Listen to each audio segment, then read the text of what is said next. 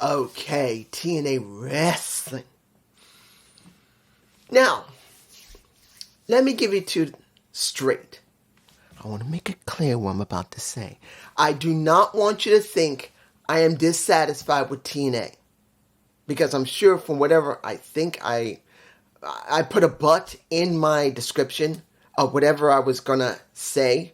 But, it goes a but. I want to make it clear. For the last 3 weeks, counting this week, TNA has done decently well when it comes to the production. They have. But I'm not going to lie. Halfway through the show, production went from here, which was up here. It did. Let me make it clear. For the last 3 weeks, camera work when it came to the wrestling was very good. Lighting for the wrestlers was good. Audio for the wrestlers was good. When it came in the ring, when it went to the backstage segments, you could see what was going on. There was no echoes. There wasn't some type of problem with the lighting or the environment. It was all generally good. This time around, no. Halfway through the show, and I'm saying it now, there was a dip in quality when it came to the camera.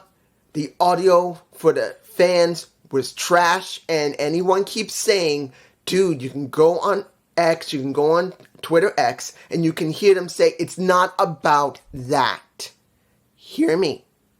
You got two places where people can see this, either on an app or on TV. I've looked at both. You know what I mean? And the app seems to have better audio than when it came to what was shown on Access TV. You cannot have inconsistency. Something is going on. Either it's Access TV themselves or it's TNA itself. Someone's messing up somewhere. That's the audio.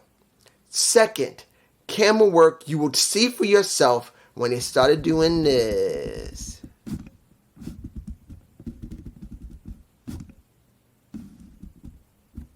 Now, if no one knows me, if this is the first time you see me, hiya. I complained heavily about Impact doing what WWE did, but worse.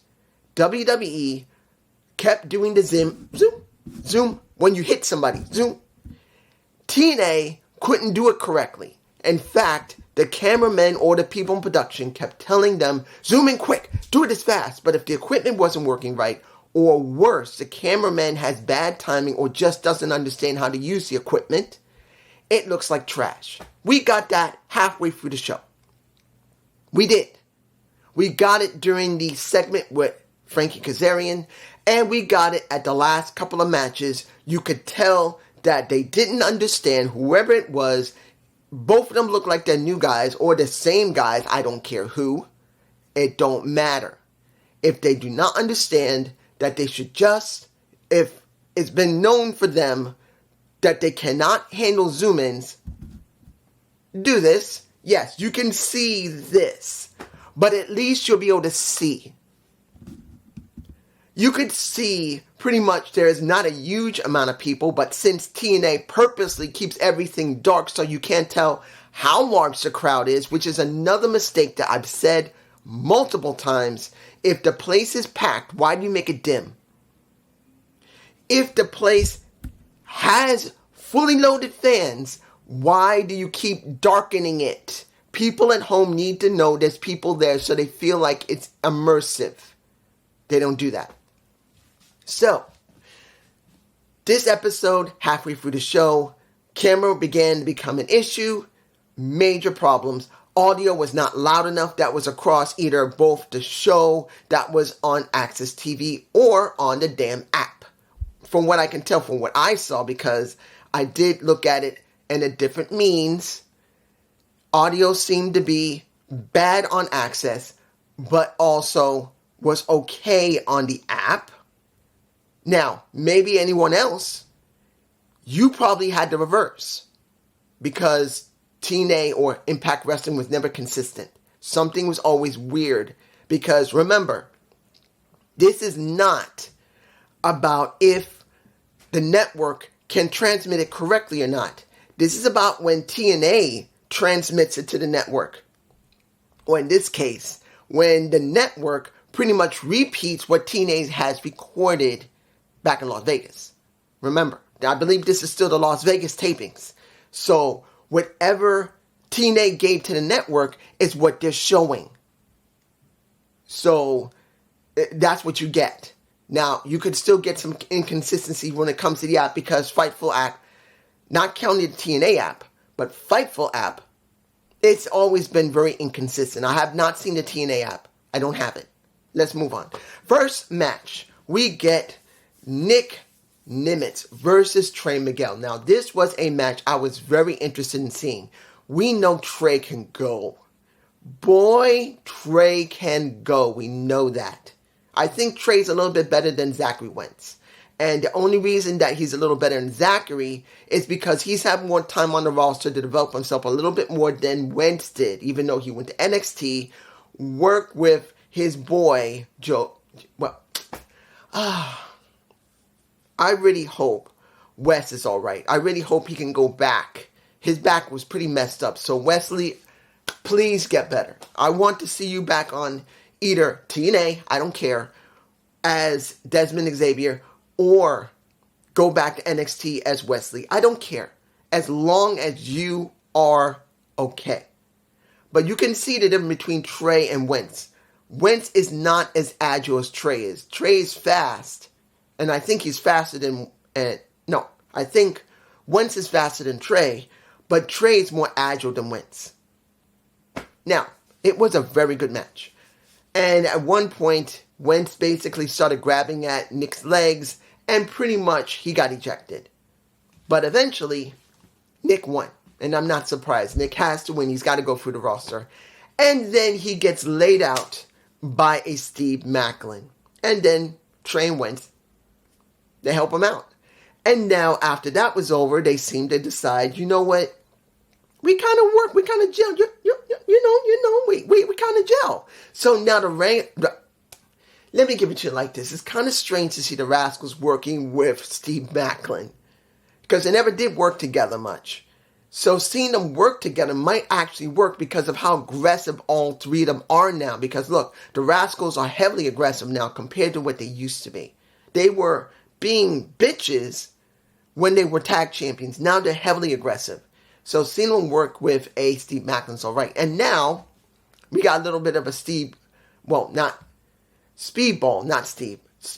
Mike Bailey sighting. And now we may have a match between Wentz and Speedball, where you can have Trey and Macklin possibly at ringside, where basically Speedball may get his ass handed to him.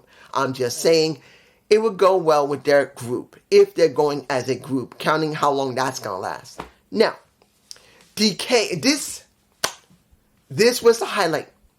Boy, I was happy here. This was the highlight of the show for me, personally. DK versus Jobbers. Oh, what the? Finally! Did someone finally stop drinking the damn Kool-Aid of not using outside talent and finally said, why are we... if it's Ace Steel, I don't know if he's working there. He might be still working there. But if it was Ace who went to a creative room with the, in creative, and just said, why are we doing nothing with the Knockouts tag titles? They said, we're going to get them with maybe, we'll probably do something with Savannah Evans, and we'll probably team them back up with Tasha Steele. And says, no, why don't you just get one of the talent outside? Why are we doing this? They finally brought someone in to make it feel like the tag title picture has more people in it. Of course, we know they don't have that many women. It's not about that. At least you bring talent from outside to at least have one match with them. Or better yet, have the same group of talents work with the other women. MK Ultra, with DK, with, well, you're going to have Gazelle Shaw and Savannah Evans. I don't care. Just make sure you bring outside talent. Make them do 3 tapings with the same people. Yes, it'll get boring after a while. But you can split them up and also leave them in singles matches. Then at least it's going to feel like there's more people there. They don't have to have storylines as long as you do jobbing. Make them look good. At least that would make sense. Have each of them have separate matches with the women, so maybe you let one of them win. They won't go anywhere. They get destroyed. Or they just basically job out as long as you do it correctly. And Impact never did. Except for one person who never got more farther than jobbing for the top talent. And that's Marsha Slamovich. I'm saying it now. I like Marsha. I do. I'm saying it now. I'm saying it right now. We already know DK won. It doesn't matter. Those jobs were done. The jobbers made DK look like $1 million. I believe one was named Mara, and the other one was named Thorpe, I believe. But when you see them elbow to Rosemary, didn't affect her. Then elbow to Havoc. No different. I know that's overdoing it, but in this situation, if you're rebooting DK, you got to make them almost invulnerable to anything.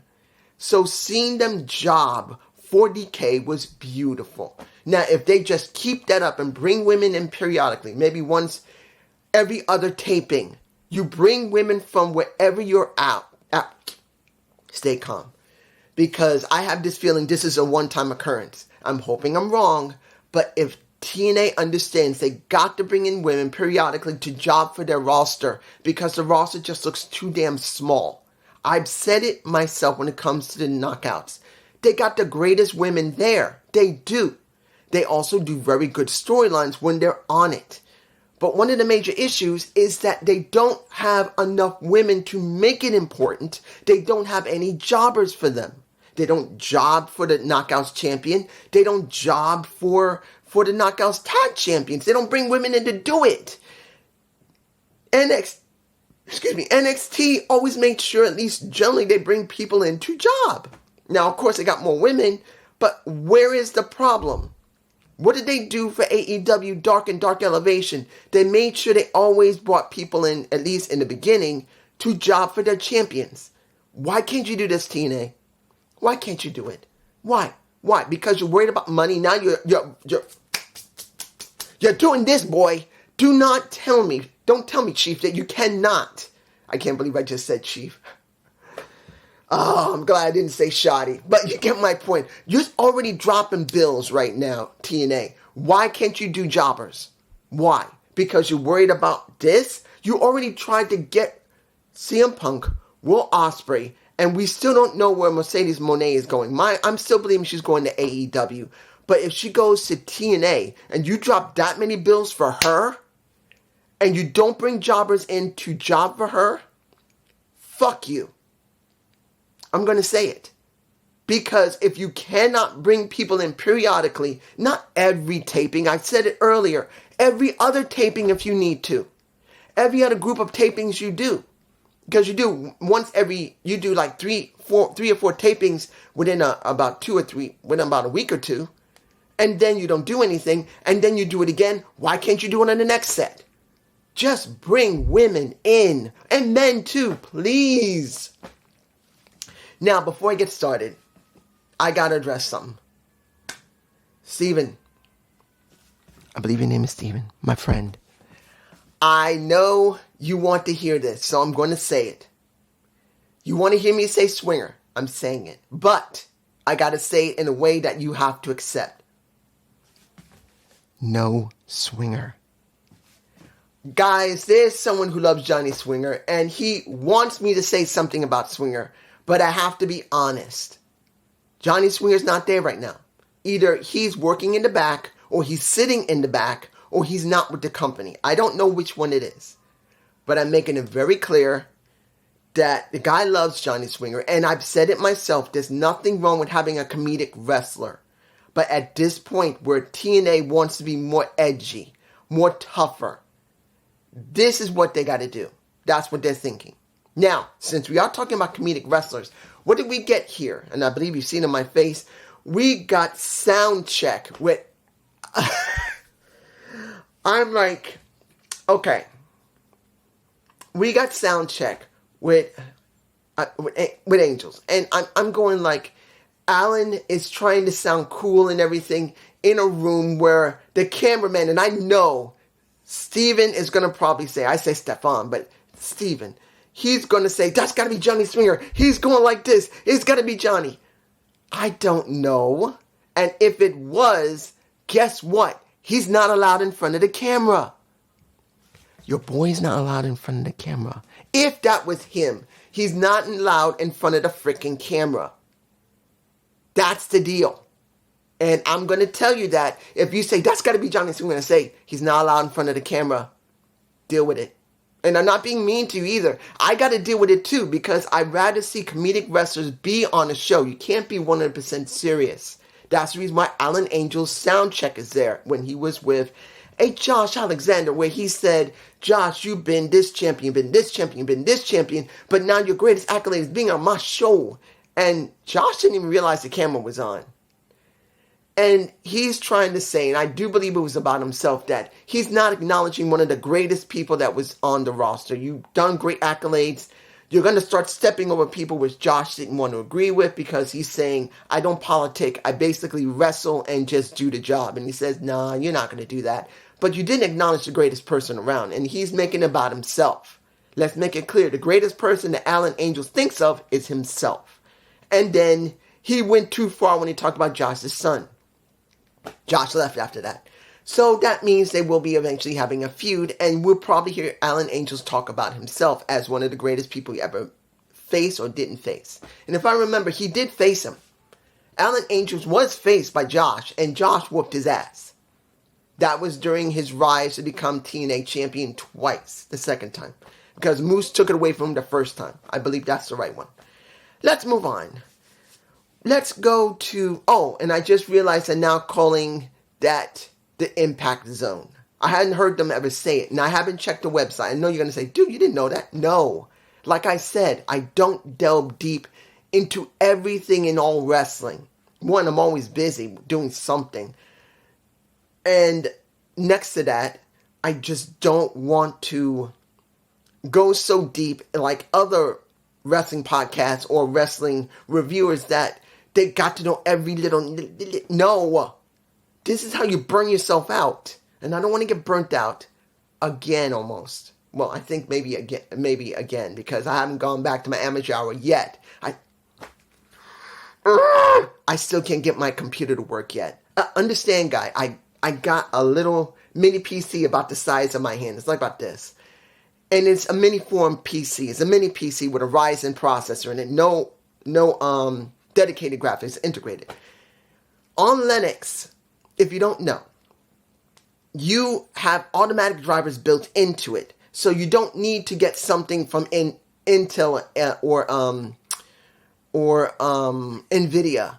It's already built in. Nvidia is kind of stingy with that kind of stuff, particularly with Linux and when it came to sometimes Apple, because you know Apple and AMD work better with Apple than Nvidia with Apple. And it's all working. But the problem is that this little mini PC that's not much bigger than this, and where my hands are, literally, it's almost about the size of my hand, is about this size. Almost literally. It literally is so new that the software is still not working correctly with it yet. It's that freaking new. And it's giving me issues, so I still don't got that thing ready yet. I'm still on my crappy laptop, which I'm glad to have. It's been working literally continuously since 2018, very rarely shut down, and it works great. But I wanted to work on my... I still can't do it, but... I'm sorry, I ranted. I'm sorry, but you get my point. Let's move on. Brian Myers versus Kevin Knight. Now, this is the second time I believe we've seen him this year, and it's good. I like Kevin Knight. He has potential. They are at least pushing him to at least be more on television, which is good. He went up against Brian Myers, and he was a bit sloppy with Brian, and I do believe it's due to the fact they really don't have a lot of chemistry together. But it's not the point. At least he was on TV, and yes, he did job, but it was for the system. They got to push the system. They have to. And we got that moment in the back, and I believe I got a shot of it, where you see the system, everyone there, and Alex Shelley making it very clear, I want my rematch clause. I'm not saying I'm asking permission. I'm going to have it. And then they're saying, fine, but you're going to learn a little price for just coming at us like this. And Kushida gets his ass cleaned. That was after, did he have a match? No. He didn't have a match, but you get my point. Because he did come out to try and protect Kevin Hart after the match was over because they were ready to destroy him. So, it's okay. It's good to see they are pushing the system. They are making sure they're keeping with continuity of storylines right now. I'm not having a problem with it. Let's move on. Jody Threat versus Marsha Slamovich. Now, we still seem to have a tag team in MK Ultra. And this was after much decay.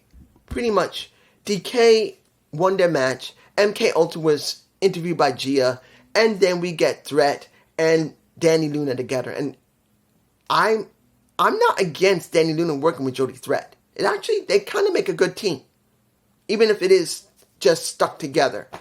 At least they do have something that I can agree with. Jody Threat with Danny Luna do seem to have a good personality together. Since Danny Luna was with Subculture and she had been in a group before, she knows how to work with people. So, we get this match. And I'm going to tell you this.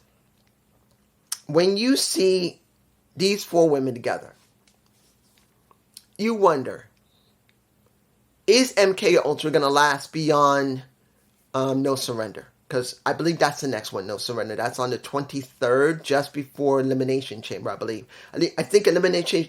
when is the Elimination Chamber? On the 24th? And I do believe down the 23rd. So we will be getting that. But I'm wondering if they're going to stay together after that. Because I don't know.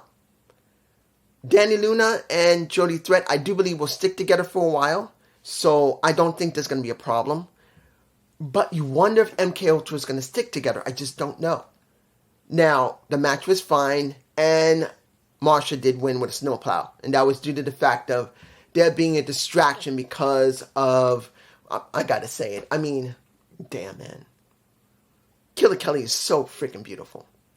I'm not taking anything from Slamovich, Threat, or Danny Luna.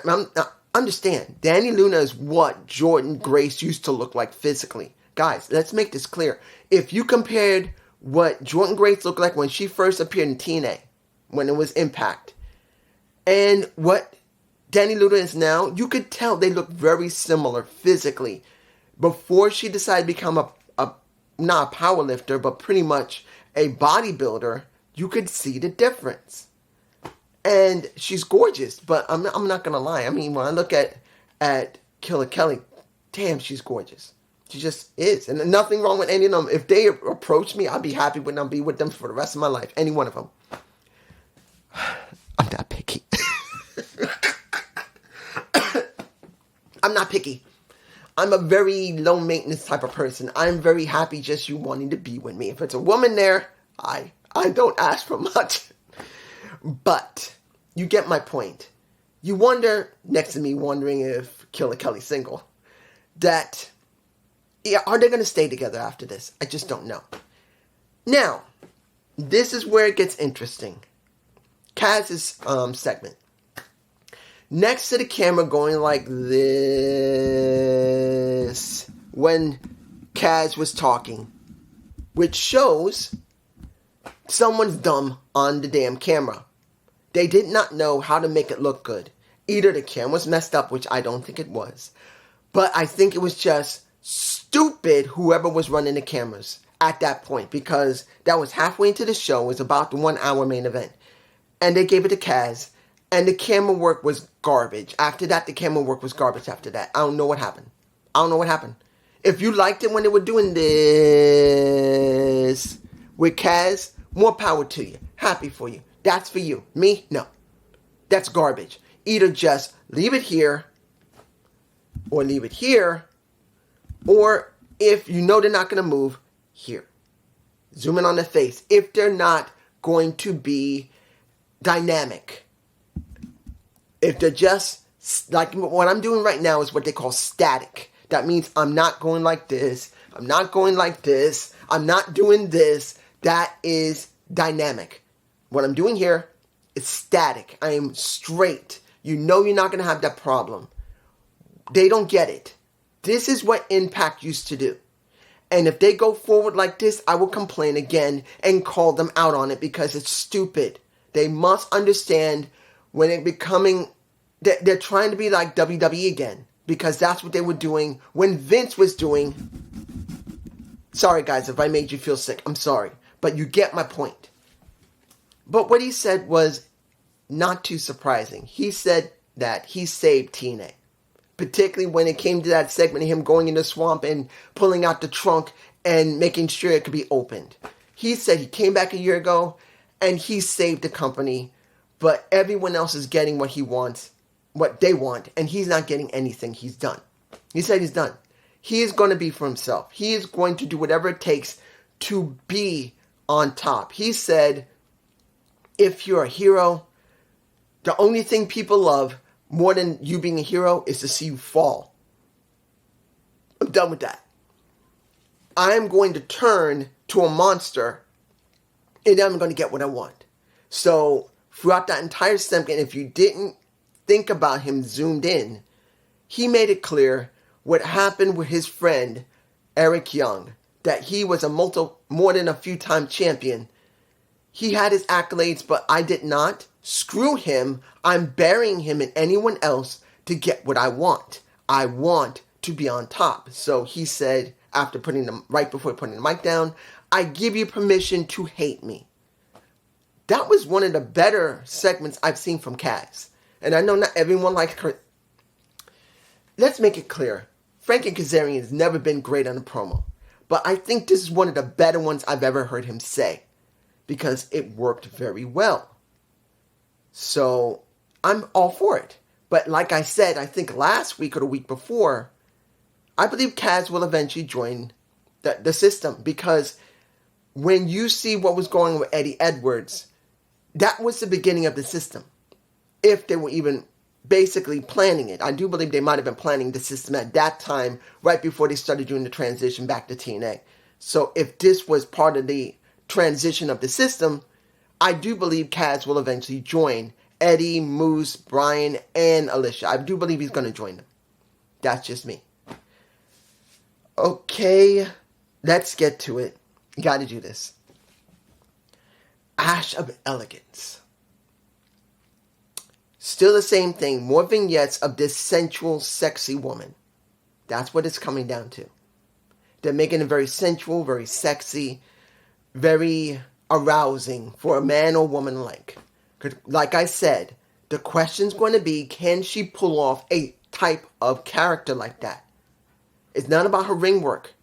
She's always going to be sometimes middle of the road. Sometimes she can go a little bit above that, and that's fine. Not everyone is the greatest wrestler there is. You can still be one of the most relevant people, even if you're not one of the greatest wrestlers. Look at Hulk Hogan.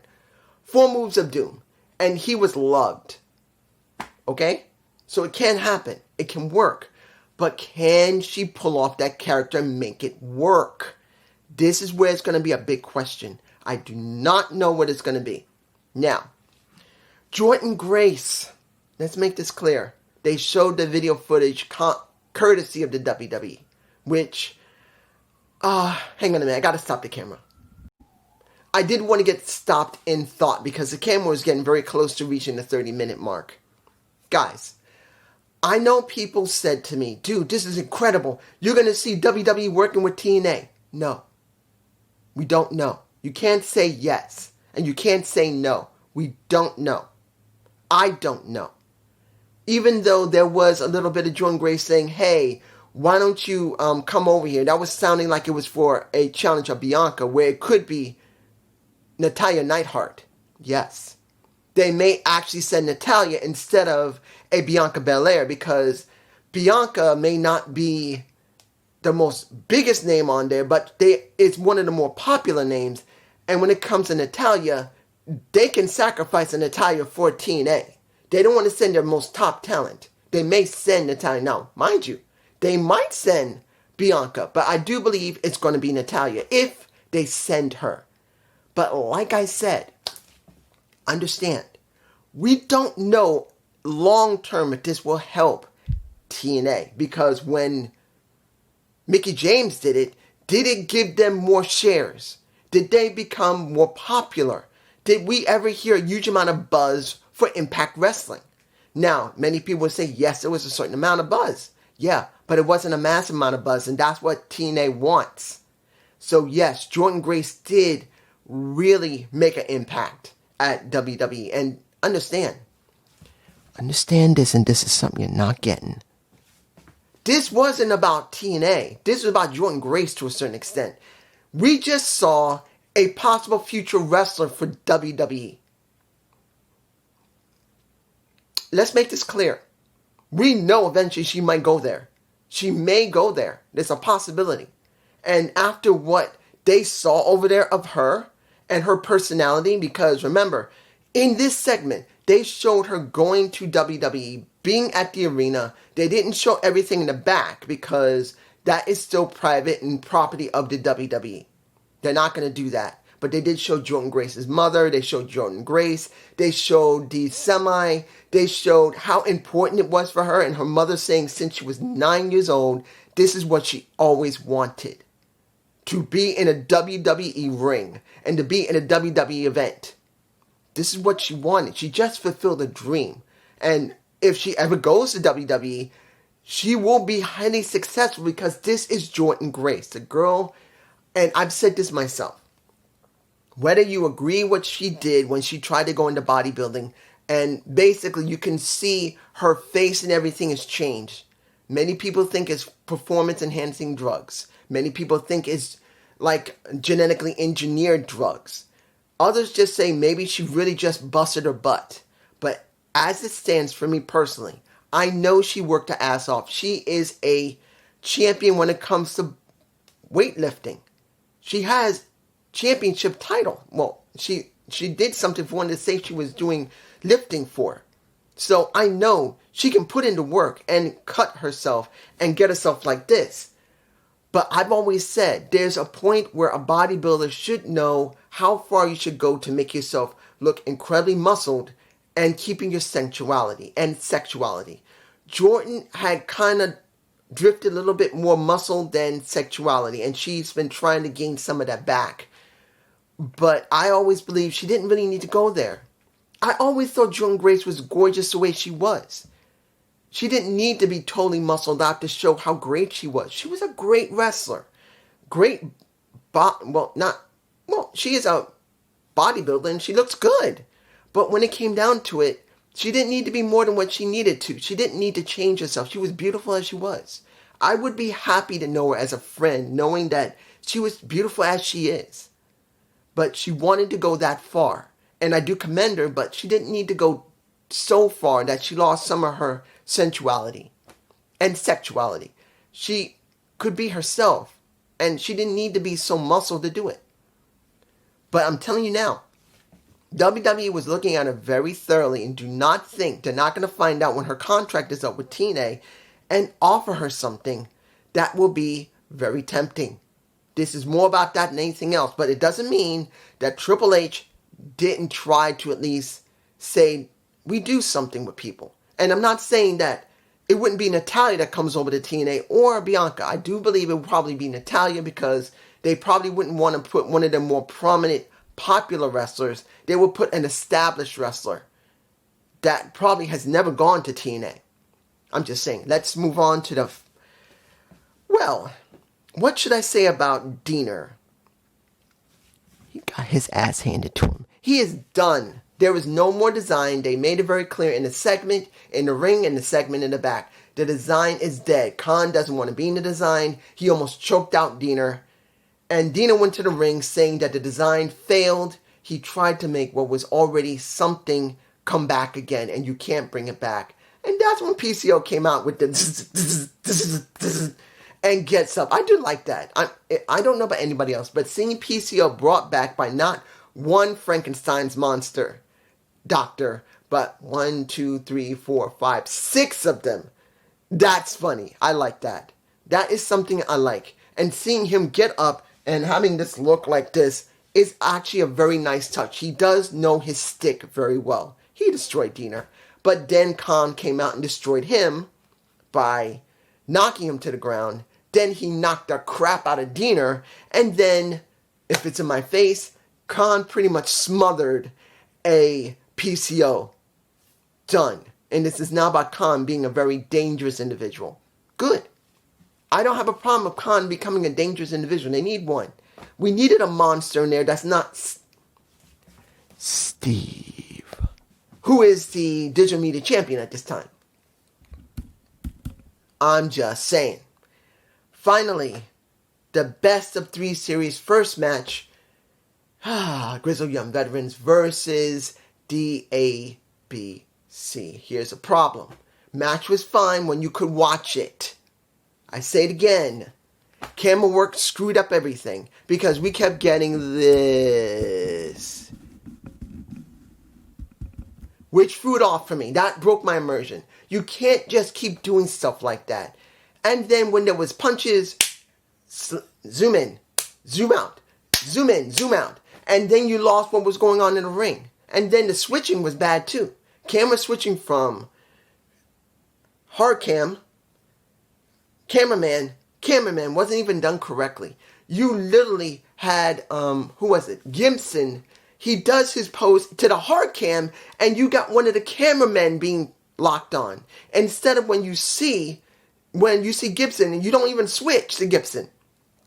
You keep it on the hard cam with the guy's head, and that was Ace Austin to the side of his head, and you see Gibson like this, sideways like this, this is his head, and he's like this, and instead of you switching back to the hard cam so you can look at him, and then if he's posing for you because he's from NXT, he understands when the hard cam is in, you do your move, you do it like this.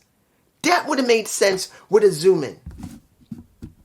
What did we get? None of that. The camera work was crap. I'm not giving them a pass on it just because they rebooted. If they had not worked with their cameramen or the people in production to say, do not do that many zoom-ins. Only do them very rarely and make sure you keep an eye on who is switching on the cameras, because we had a lot of problems last year and the year before where we don't switch correctly. They didn't do that. And that ruined the entire match for me. The last match was the first match, but it's what we got. It sucks. Look, was this show bad? No, it was alright. I didn't have a problem with it. We didn't see Gazelle Shaw. We didn't see her since she did win Ultimate X, we haven't seen her. And we haven't seen Tasha Steelz either. I'm wondering what's going on with her. But they are being prominent with the women. They showed Jordan Grace. They did show what's going on MK Ultra with Danny Luna and Jody Threat. They did show DK. They showed 2 jobbers. Finally, that the women's championships, the tag champions, breathe. The women, the knockouts are being prominently shown. But if you don't have proper camera work, if the audio is still low for the fans, and like I said earlier, remember, both of them are basically transmitting it. Access TV, Fight, and also now the third one, which is a TNA Plus app. Now known across all 3.